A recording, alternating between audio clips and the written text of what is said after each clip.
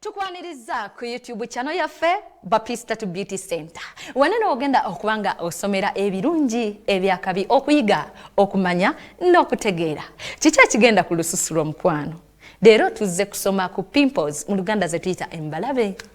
Leero tuzze kusoma ku mbalabe ziva zitya zifuuke enkovu oba scars oba black spots. Leero bye tuzze okusomako. Nkwaniriza omulungi azze ku YouTube channel yaffe yeno Bapista to Beauty Center.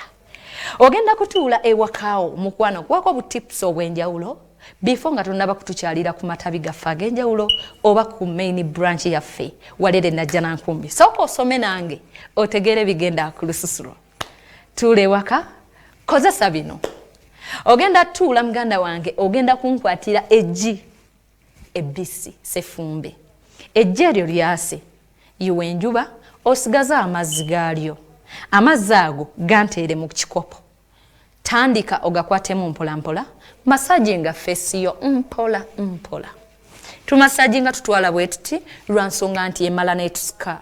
So kati eggi tuli masajinga tulitwala eno mpola mpola tusobole okubanga tukwasaganya face eyo ebere wamu kubanga lisika.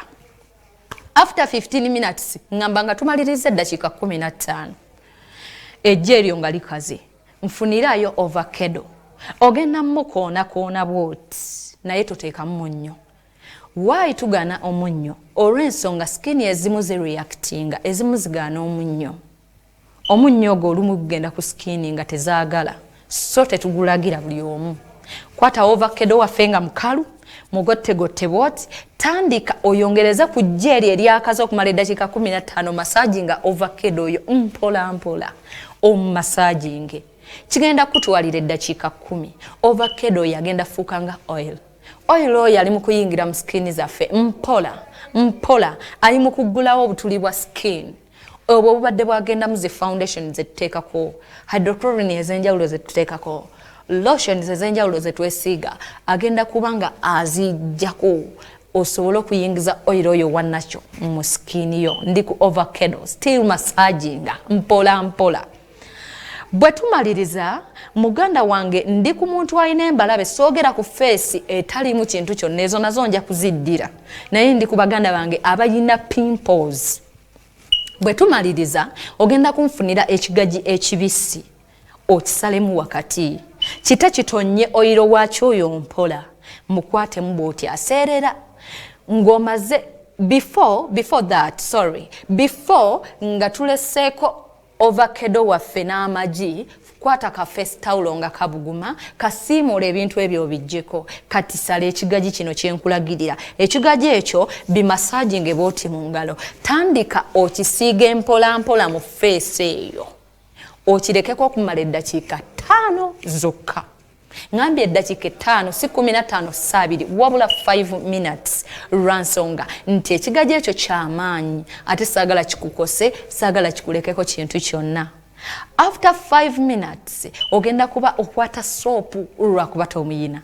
Soapu waffe okuva mu Bapista to Beauty Center omukwata n'omukuba ekyovu naye amalako eddakiika 5 atandika okulwana neziri embalabe eziri ku skin ezikala.